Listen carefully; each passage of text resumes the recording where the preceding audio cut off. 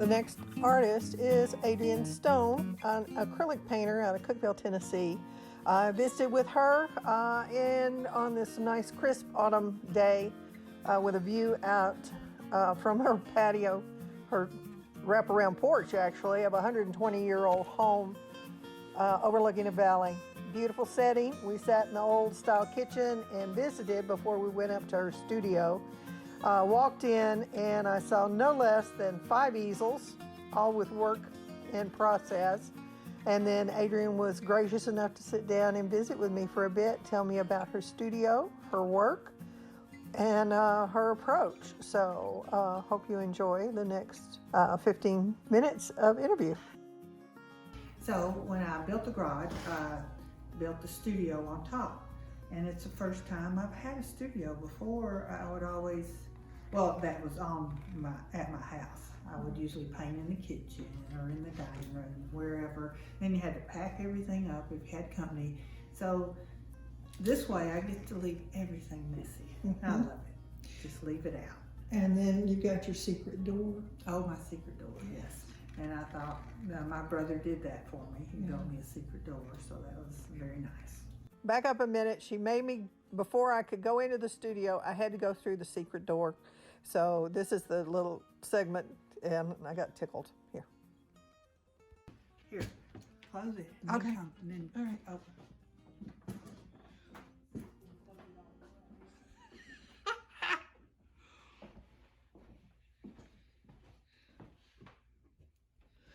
Yeah, but if we do this, it won't be secret anymore. I know. Yeah.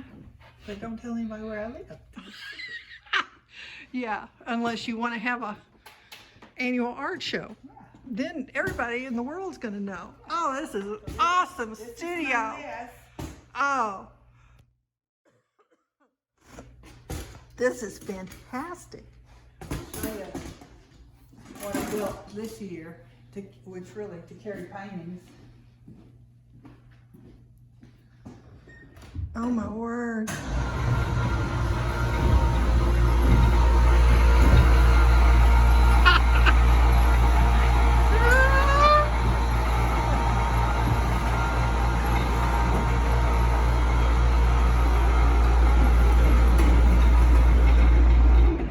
My poor plant, it got so cold last night, I thought I'd bring it up to the studio, so.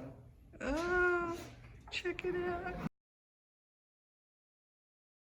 How long? Where did you start? How did you start in painting? Did you go to school or? I've always liked to draw, and you know I can remember drawing, getting in trouble in school all the time because I draw the teachers, and but then some of the teachers would take the drawing like they were mad, but then they kept the drawing. Yes, but didn't really start painting till I was out of high school. I did go to MTSU for a short time, and we had a trip. The art students went on a trip to Rome, Italy, and we had classes over there for 6 weeks. Oh, wow. And that was really nice. Yeah. I enjoyed that. And then I really did get into painting. So I probably, and then I had a family and, you know, kind of put everything off. But right before I turned 50, I thought, and I'm 70 now, I thought, well, I'm never going to start painting. I need to start painting. So I've been painting about 20 years, a little over 20 years now. And I started with oil, but I've pretty much gone to acrylic. I do both, but most of my recent things would be acrylic. Oh, I mean, acrylic is just wonderful for, you know, weight changes and layers. I love layers. It's one of the things I really like about your work is the energy and the buildup of the various layers, and some of these that I'll show in the editing, and some of these on black canvases are really wonderful, very expressive.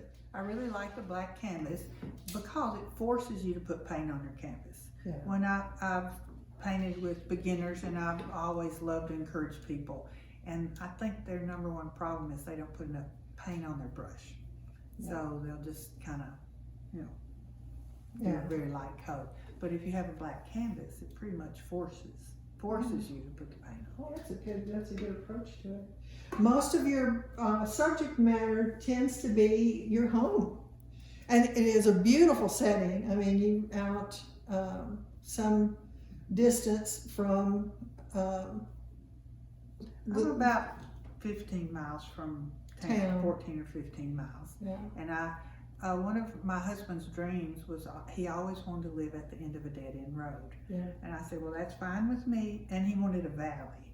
I said, I don't know where we're going to find a valley. Well, you found it. We did find it. You found it. And so I'm at the end of a dead-end road, and he got to enjoy it here. So that was wonderful. Yeah. Well, this is the other subject matter is looks like your grandkids and things on the farm, and an occasional person. So I love to do people in motion, anything in motion actually, horses, and I really hated landscapes, but I have this dear friend that comes out every Sunday afternoon and we paint outside. So I started doing landscapes. well, I'm really glad you did because they're wonderful. I like it better now than I did before, but I'd much rather do an animal or a person. Well, I like your still lifes. We didn't feature many still lifes. That still life won an award. Ah. And I was surprised, but I don't know. But I like I like it now. As long as I can put a lot of paint on the canvas, I like it. Yeah. And it's funny, I was at when my husband was alive, and I did have a little studio at his office because I helped out at the office, and I had a room where I could paint if I needed to. And he had a client that had a little girl that was 5 years old. So he said, can she just stay in there with you and paint, and while he talked to the parents, yes, with the business. So when they came back out and the parents asked her, they said, oh, well, how did you like, painting with Adrian? She said, oh, great, she can't stay in the lines either. Great story. So I always remember that. Great story. Yeah, well, that's where true art, really, really good art comes from, is start painting outside the lines. Well, that's right. Yeah. Yeah. I mean, if you want a photograph, just go get a camera. Mm-hmm. So I just much rather see the person in the painting. I'm gonna move this around a little bit and pan the studio. Great light in here. I'm a little, let's see, you've got windows on the east and north and west. Well, on all four walls, actually. Yes. Well, yes.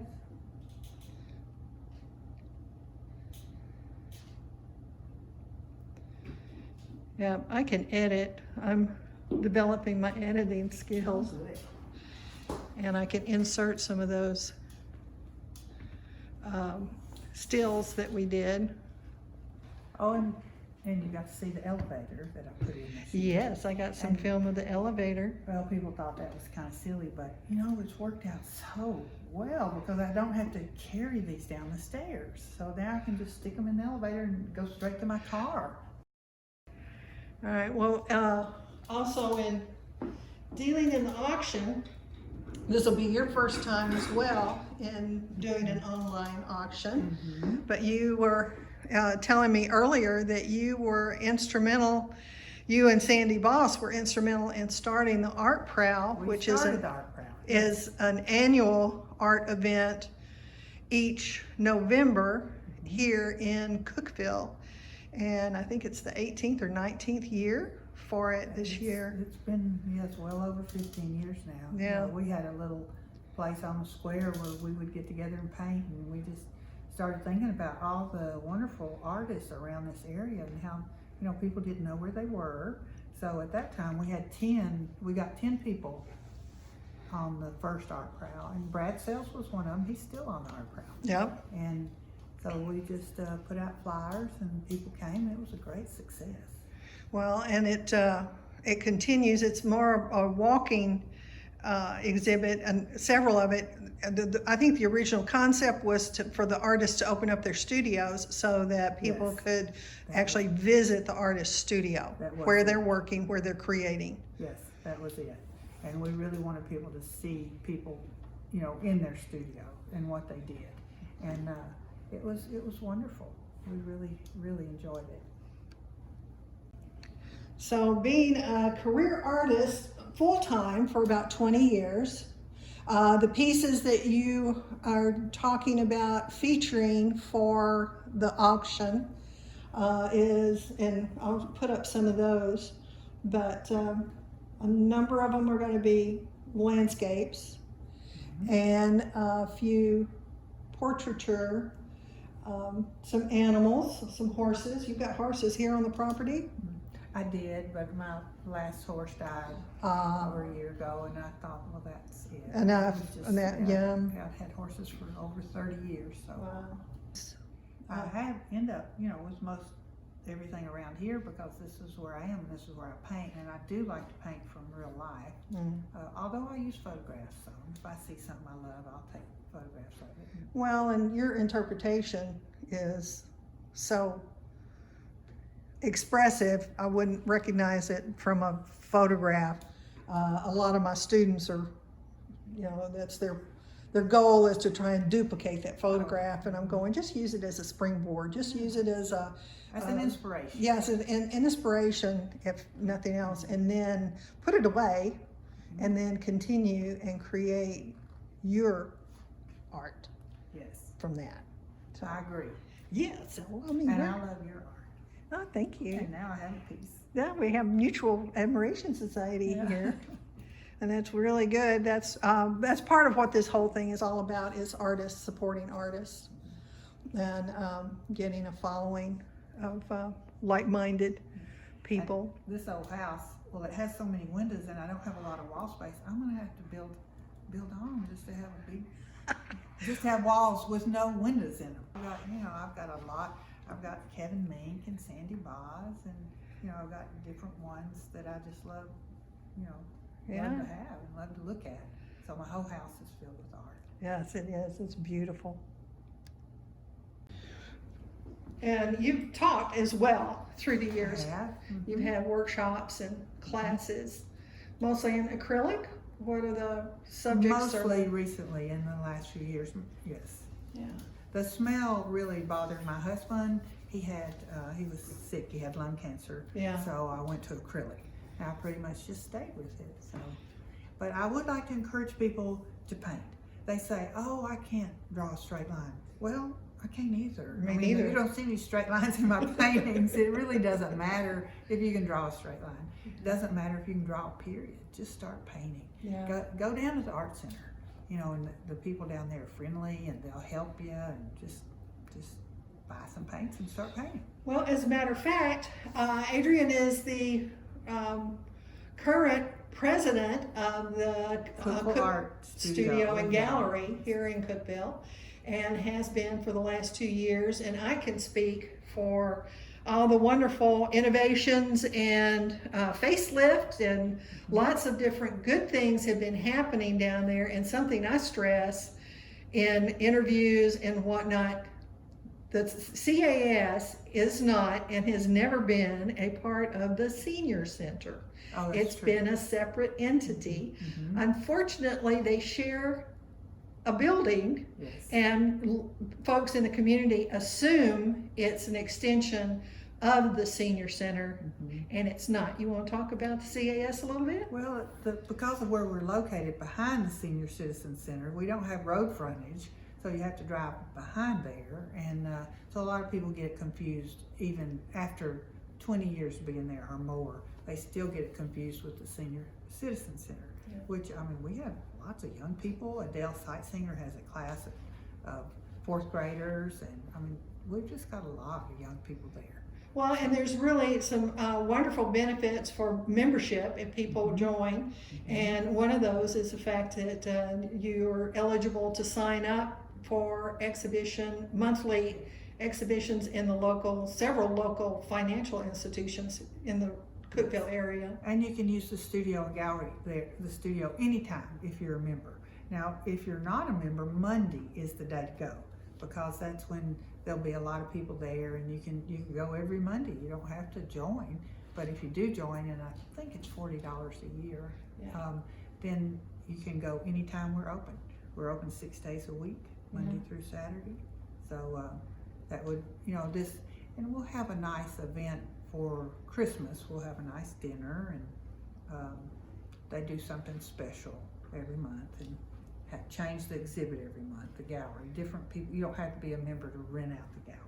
That's right, and it is a really fine gallery. In fact, I've got some footage of me putting up I just came, I was the feature artist in the gallery for October, and but it's possible to do a group show. You Yes. can have you and some of your friends can get together, and I believe currently, as of November 2019, the rent for the month-long is $200 for non-members and $150 for members. That sounds about right. Yeah, I think so. And I think the CAS takes a 10% commission if you do sell pieces. Small. It's very minimal. Very reasonable. It's because extremely reasonable. When I've been in galleries other places, they take 40-50%. Yeah. You know, if you sell something. So, and we're pretty much booked up for next year. Yeah. So I mean, you need to, if you think you Or want to interested have an in doing exhibit, it. and then you'd have a whole year to get ready for it. Yeah, and most artists I know need that much time because they're going to procrastinate till the end anyway. And then have a nice reception, and you know, it's just always nice. There's always good turnout. Yeah.